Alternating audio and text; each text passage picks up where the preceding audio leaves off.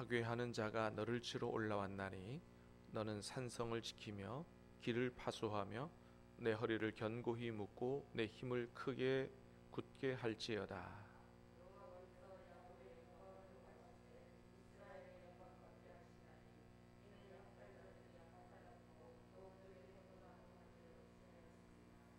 그의 용사들의 방패는 붉고 그의 무사들의 옷도 붉으며 그 항우를 버리는 날에 병거의 쇠가 번쩍이고 노송나무 창이 요동하는도다.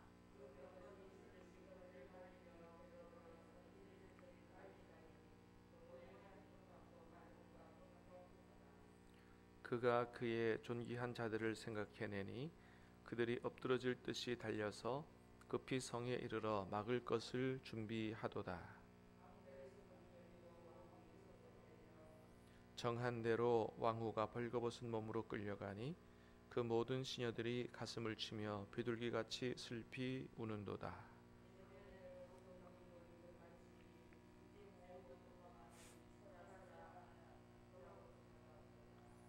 은을 노력하라, 금을 노력하라. 그 저축한 것이 무한하고 아름다운 기고가 풍부함이니라.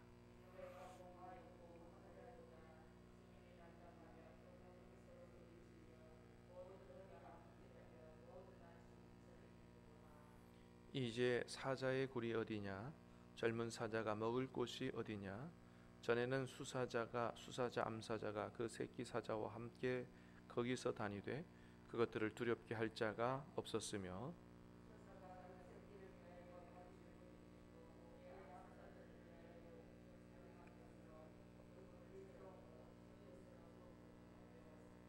같이 읽습니다. 만군의 여호와의 말씀에 내가 내 대적이 되어 내 병거들을 불살라 연기가 되게 하고 내 젊은 사자들을 칼로 멸할 것이며 내가 또 내 도략한 것을 땅에서 끊으리니 내 파견자의 목소리가 다시는 들리지 아니하리라 하셨느니라. 아멘. 자, 오늘 말씀은 하나님 앞에 심판을 당하는 니누웨의 참상을 기록하고 있는 말씀입니다. 자, 1절 말씀을 다시 보겠습니다. 시작. 파괴하는 자가 너를 치러 올라왔나니 너는 산성을 지키며 길을 파수하며 내 허리를 견고히 묶고 내 힘을 크게 굳게 할지어다. 아멘. 자, 하나님이 아수르를 향해서 그렇게 말씀하시는 거예요. 파괴하는 자가 너를 치러 올라왔다. 이제 아수르를 무너뜨리는 바벨론과 메대 연합군을 말하는 거죠. 파괴하는 자다. 자, 파괴하는 자가 너를 치러 올라왔으니 너는 산성을 지키고 길을 파수하며 허리를 견고히 묶고 힘을 한번 굳게 해봐라. 그렇게 말씀하시는 거예요. 다시 말하면 자기 힘만 믿고 교만하게 날뛰는 이런 아수르를 향해서 하나님께서 비웃으시면서 하시는 말씀이죠. 내가 보낸 너를 파괴하는 자가 이제 올라갔으니 어디 한번 이제까지 네가 모든 것들을 다 네가 했다고 내가 지혜롭고 총명한 자라고 그렇게 교만하게 무자비하게 행하던 네 힘을 한번 크게 하고 한번 굳게 해봐라 말씀하시는 거죠. 그렇습니다. 여러분, 마치 세상에서 자기가 제일 가는 사람처럼 어느 누구도 자기를 당할 수 없고 내가 최고다 라고 생각하는 그런 사람들을 향해서 하나님이 어떻게 하시느냐? 하늘에서 보고 비웃으신다는 거예요. 하나님이 보실 때는 속된 말로 한 주먹거리도 안 되는데 돈 좀 벌었다고 또 대단히 좀 힘이 있다고 그렇게 하나님 두려워하지도 않고 사람들 아나무인 하는 이런 식의 교만을 가지고 사는 사람들 하나님께서 하늘에서 보시고 비웃으신다. 시편 2편에도 그런 말씀이 있죠. 어찌하여 이방 나라들이 분노하며 민족들이 헛된 일을 꾸미는가. 세상의 군왕들이 나서며 여호와와 그의 기름 부음 받은 자를 대적하며 우리가 그들의 맨 것을 끊고 그 결박을 벗어버리자 하는도다. 하늘에 계신 이가 웃으시며 주께서 그들을 비웃으시리로다 그랬습니다. 그래서 한마디로 무슨 말씀하는 거예요? 우리가 아무리 뛰어나고 힘이 세고 한다 할지라도 겸손할 줄 알아야 된다. 하나님 두려워할 줄 알아야 된다. 이게 복된 사람이고 이게 하나님의 은혜와 복을 받는 비결이다. 하나님 말씀하시죠. 하나님께서 겸손한 자에게는 은혜를 주시지만 교만한 자를 하나님이 대적하시고 물리치신다 라고 했습니다. 교만해서 잘 되는 사람 본 일이 없어요. 교만하면 하나님의 대적이 되고 사람들로부터도 외면을 당하게 되죠. 네. 그래서 어제도 말씀을 드렸습니다만 모든 일이 다 잘 되거든 힘이 세지고 재물도 늘고 모든 게 잘 되거든 절대 이것이 내 힘과 노력으로 됐다고 생각하지 말고 하나님의 은혜로 하나님의 축복으로 잘 됐다고 생각하고 더 겸손하고 하나님께 더 감사하고 그렇게 살아가는 그런 저와 여러분들이 될 수 있게 되기를 주님의 이름으로 축복합니다.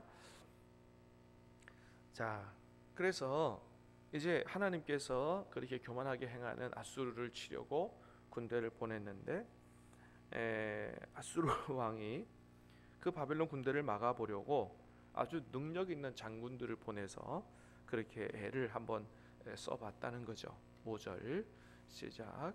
그가 그의 존귀한 자들을 생각해내니 그들이 엎드러질 듯이 달려서 급히 성에 이르러 막을 것을 준비하도다. 그의 존귀한 자들을 생각해낸다. 자기가 생각해낼 때 아주 힘있고 능력 있는 지혜 있는 그런 장군들을 생각해내고 보내서 자기들 파괴한 자를 물리치려고 막아보려고 그렇게 방비를 했다.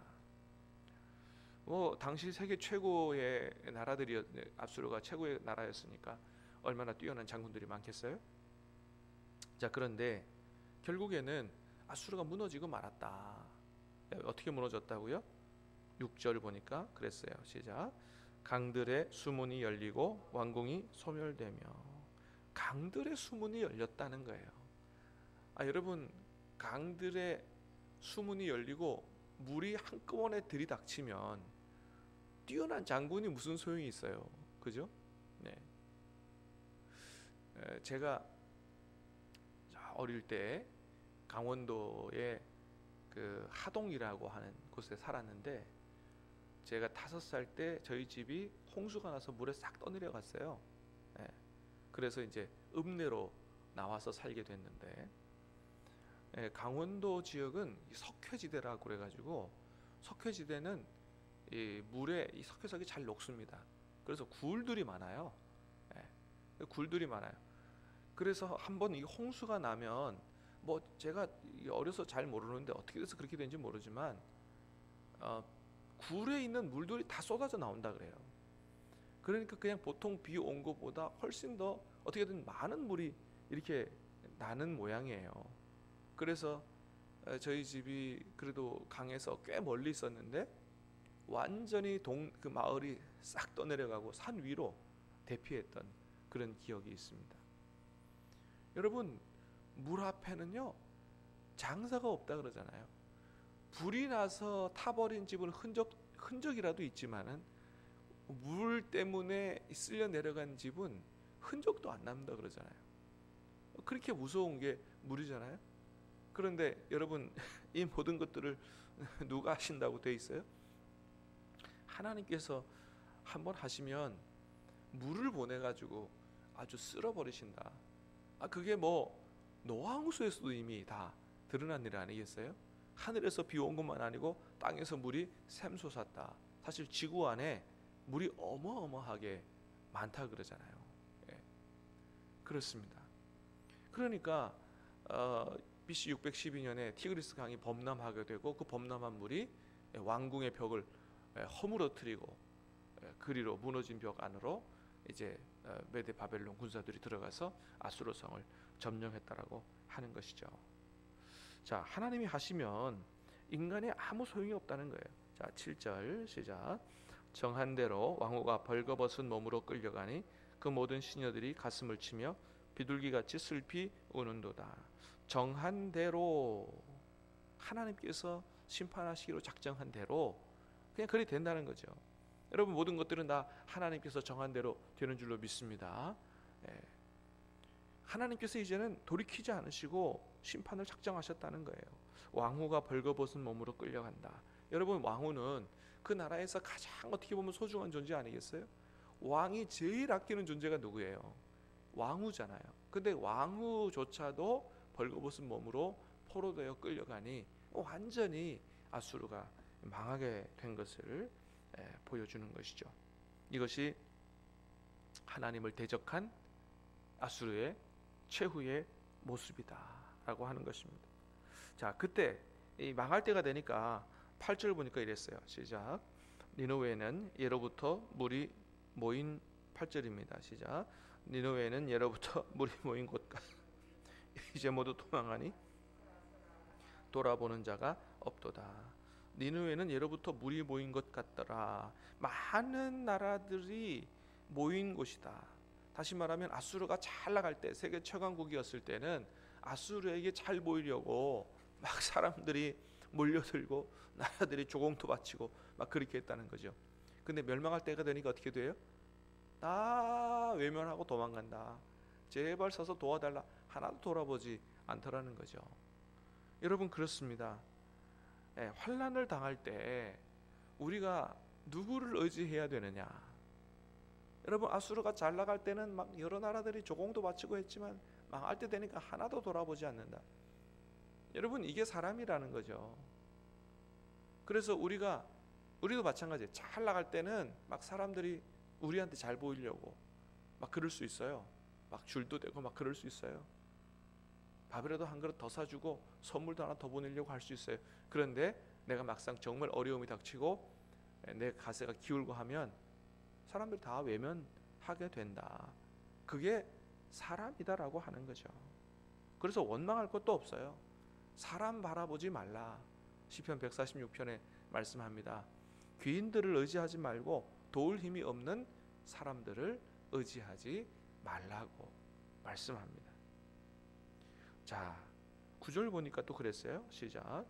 은을 노력하라, 금을 노력하라. 그 저축한 것이 무한하고 아름다운 기구가 풍부함이니라.